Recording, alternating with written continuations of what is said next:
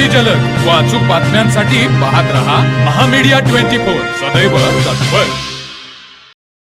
माणगाव येथील माणगाव नागरी सहकारी पतसंस्थेच्या वतीने माणगाव शुद्ध पेयजल योजनेची सुरुवात करण्यात आली असून या योजनेचा हेतू माणगाव येथील नागरिकांना शुद्ध पाणी माफक दरात देणं हा आहे.